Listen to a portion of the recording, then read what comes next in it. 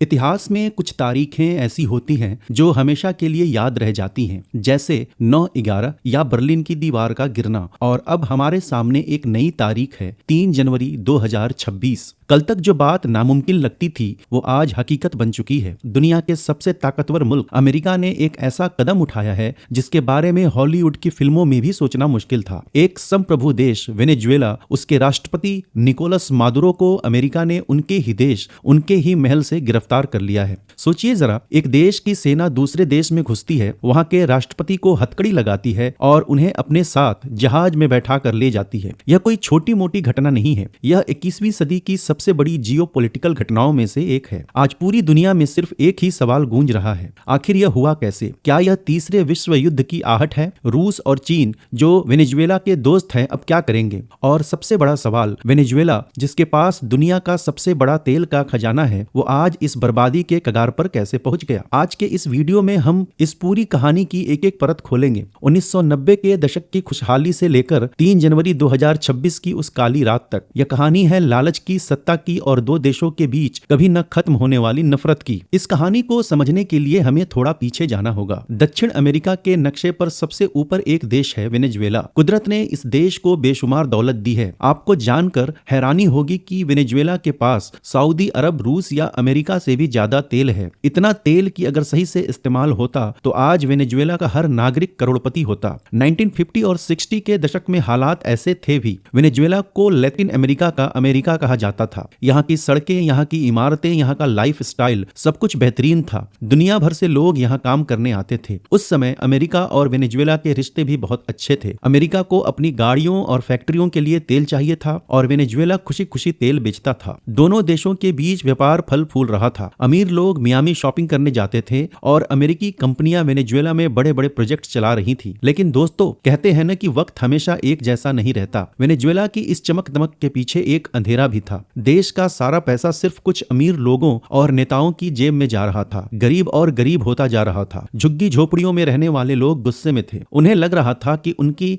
अपनी धरती का तेल उनके किसी काम नहीं आ रहा। और इसी गुस्से से जन्म हुआ एक ऐसे नेता का जिसने वेनेजुएला का इतिहास हमेशा के लिए बदल दिया। साल था 1999। वेनेजुएला में चुनाव हुए और एक पूर्व सैनिक सत्ता में आया। नाम था ह्यूगो शावेज। शावेज कोई साधारण नेता नहीं थे, वे एक जबरदस्त वक्ता थे। जब वे बोलते थे तो वेनेजुएला का गरीब उन्हें मसीहा मानता था। शावेज ने आते ही नारा दिया, बोलीवेरियन क्रांति। उनका कहना था कि वेनेजुएला का तेल अमेरिका का नहीं बल्कि वेनेजुएला की जनता की है। शावेज ने अमेरिका को खुली चुनौती दी। उन्होंने अमेरिकी तेल कंपनियों को देश से बाहर निकालना शुरू कर दिया या उन पर सरकारी कब्जा कर लिया। उन्होंने कहा, अब तेल का पैसा अमीरों की तिजोरियों में नहीं बल्कि गरीबों के स्कूलों और अस्पतालों में जाएगा। शुरुआत में यह सब बहुत अच्छा लगा। तेल के दाम आसमान छू रहे थे, सरकार के पास खूब पैसा था। शावेज ने मुफ्त घर, मुफ्त इलाज और सस्ती खाने की दुकानें खोल दी। वेनेजुएला का गरीब खुश था। लेकिन अमेरिका को यह कतई पसंद नहीं था। अमेरिका के लिए शावेज एक सिरदर्द बन गए थे। शावेज ने अमेरिका के दुश्मन देशों जैसे क्यूबा,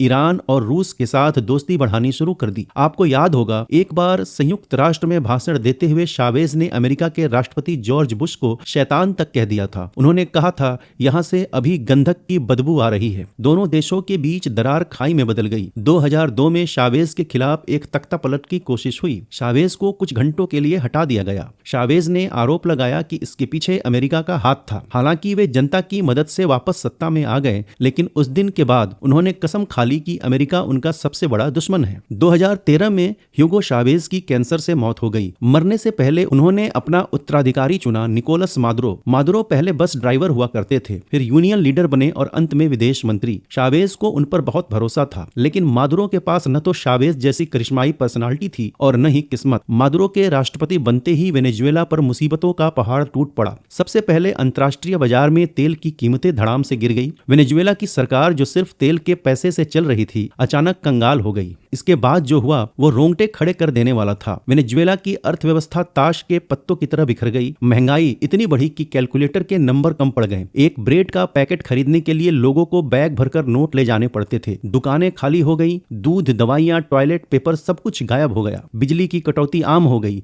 हफ्तों तक लोगों के घरों में पानी नहीं आता था। इस बर्बादी से बचने के लिए लाखों लोग अपना घर बार छोड़कर पड़ोसी देश कोलंबिया और ब्राजील की तरफ पैदल ही निकल पड़े। यह आधुनिक इतिहास का सबसे बड़ा पलायन था। लेकिन मादुरो ने अपनी गलती मानने के बजाय सारा दोष अमेरिका पर मढ़ दिया। उन्होंने कहा कि अमेरिका इकोनॉमिक वार कर रहा है। दूसरी तरफ अमेरिका ने कहा कि मादुरो एक तानाशाह है जिन्होंने अपने देश को बर्बाद कर दिया है और अब चुनाव जीतने के लिए धांधली कर रहे हैं। अब कहानी में एंट्री होती है डोनाल्ड ट्रंप की। उनके पहले कार्यकाल में ट्रंप ने वेनेजुएला पर शिकंजा कसना शुरू किया। उन्होंने वेनेजुएला के तेल निर्यात पर कड़े प्रतिबंध लगा दिए। इसका मतलब था कि कोई भी देश अगर वेनेजुएला का तेल खरीदेगा तो अमेरिका उस पर भी कार्रवाई करेगा। यही नहीं, 2019 में जब मादुरो ने दोबारा चुनाव जीता तो अमेरिका ने उन्हें राष्ट्रपति मानने से ही इनकार कर दिया। अमेरिका ने विपक्ष के नेता जुआन गुआइदो को वेनेजुएला का असली राष्ट्रपति घोषित कर दिया। लगभग 50 अन्य देशों ने भी यही किया, लेकिन मादुरो नहीं हिले। उनके पास सेना और पुलिस की ताकत थी। फिर 2020 में अमेरिका ने एक बहुत गंभीर आरोप लगाया। अमेरिकी न्याय विभाग डिपार्टमेंट ऑफ जस्टिस ने कहा कि निकोलस मादुरो सिर्फ एक तानाशाह नहीं है, बल्कि वे एक ड्रग तस्कर भी हैं। आरोप था कि Maduro cartel of the sons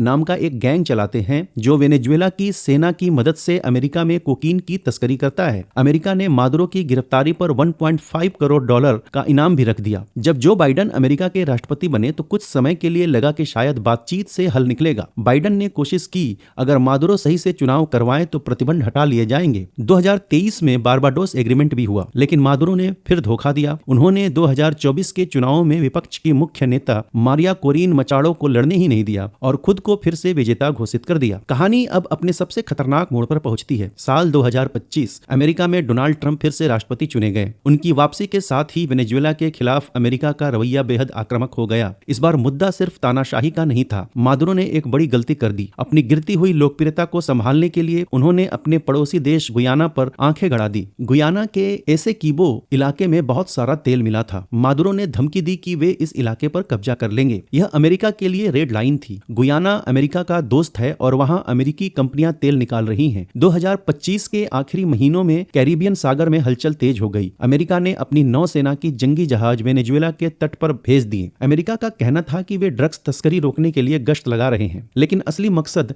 Maduro पर दबाव बनाना था। दिसंबर 2025 आते आते खबर आने लगी कि अमेरिकी ड्रोन वेनेजुएला के अंदर ठिकानों पर हमले कर रहे हैं। मादुरो ने टीवी पर आकर कहा कि अमेरिका उन पर हमले की साजिश रच रहा है। उन्होंने अपनी जनता से हथियार उठाने को कहा। माहौल ऐसा था कि किसी भी पल युद्ध शुरू हो सकता था और फिर 3 जनवरी की रात आ गई। अब हम आपको बताते हैं कि 3 जनवरी की रात को असल में क्या हुआ। आधी रात का वक्त था। कराकस शहर खामोश था, लेकिन आसमान में अमेरिकी स्टील्थ हेलीकॉप्टर्स और ड्रोन मंडरा रहे थे। इस मिशन का नाम था ऑपरेशन एब्सोल्यूट रिजॉल्व। अमेरिकी खुफिया एजेंसी CIA और सेना की स्पेशल फोर्स ने महीनों तक इस ऑपरेशन की प्लानिंग की थी। उन्हें पक्की खबर थी कि मादुरो इस वक्त कराकस में अपने फोर्ट ट्यूना सैन्य बेस या राष्ट्रपति भवन में मौजूद है। चश्मदीदों के मुताबिक अचानक तेज धमाकों की आवाजें आई। अमेरिकी सैनिकों ने बिजली की रफ्तार से हमला किया। वेनेजुएला की सेना के वफादार गार्ड्स ने मुकाबला करने की कोशिश की, लेकिन अमेरिकी कमांडोज की तकनीक और तैयारी के आगे वे टिक नहीं पाए। कुछ ही देर में खबर आई टारगेट सुरक्षित है। निकोलस मादुरो और उनकी पत्नी सिलिया फ्लोरेस को हिरासत में ले लिया गया। उन्हें तुरंत एक बख्तरबंद गाड़ी से निकालकर हेलीकॉप्टर में बैठाया गया और वहां से सीधे अमेरिकी युद्धपोत पर ले जाया गया, जो कैरिबियन सागर में तैनात था। सुबह होते होते अमेरिका के राष्ट्रपति ने दुनिया के सामने आकर ऐलान किया, तानाशाही का अंत हो गया है। निकोलस मादुरो, जिन्होंने अपने लोगों को भूखा मारा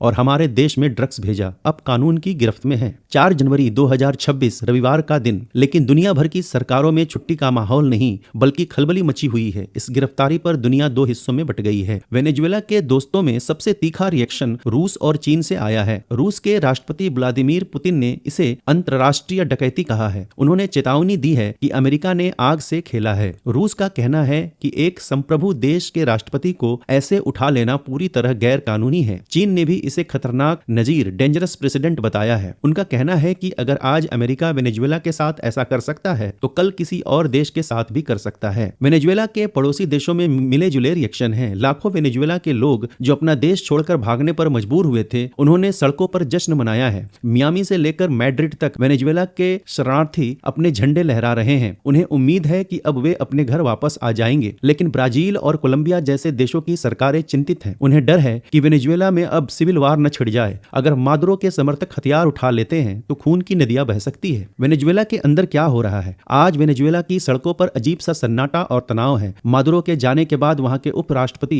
डेल्सी रोड्रिगोज ने खुद को कार्यवाहक राष्ट्रपति घोषित कर दिया है। उन्होंने टीवी पर आकर कहा, साम्राज्यवादी अमेरिका ने हमारे कमांडर का किडनैप किया है, लेकिन क्रांति मरेगी नहीं। वहीं दूसरी तरफ विपक्ष के नेता और जनता उम्मीद लगा रहे हैं कि अमेरिका अब वहां लोकतंत्र बहाल करेगा। भारत के लिए यह खबर बहुत मायने रखती है। भारत दुनिया का तीसरा सबसे बड़ा तेल उपभोक्ता है। अगर वेनेजुएला में शांति आती है और वहां से तेल का निर्यात फिर से शुरू होता है तो भारत को सस्ता तेल मिल सकता है। लेकिन अगर वहां हिंसा भड़कती है, पूरी दुनिया में पेट्रोल डीजल के दाम बढ़ सकते हैं। इसलिए भारत ने फूंक फूंक कर कदम रखा है और शांति की अपील की है। लेकिन कहानी यहाँ खत्म नहीं हुई है। असल में एक नया अध्याय अभी शुरू हुआ है। निकोलस मादुरो अब न्यूयॉर्क की जेल में होंगे, जहां उन पर मुकदमा चलेगा। लेकिन वेनेजुएला का भविष्य अभी भी अधर में लटका है। हमारे सामने तीन बड़े सवाल हैं। क्या वेनेजुएला की सेना अब भी मादुरो के वफादारों के साथ रहेगी या वे हथियार डाल देंगे? क्या रूस और चीन अमेरिका के खिलाफ कोई जवाबी कार्रवाई करेंगे? और सबसे अहम, वेनेजुएला की आम जनता जो सालों से पिस रही है, क्या उनके अच्छे दिन अब आ पाएंगे? इतिहास गवाह है कि जब भी किसी देश में बाहर से दखल देकर सत्ता बदली जाती है तो उसके नतीजे हमेशा अच्छे नहीं होते। इराक और लीबिया इसके उदाहरण है। क्या वेनेजुएला का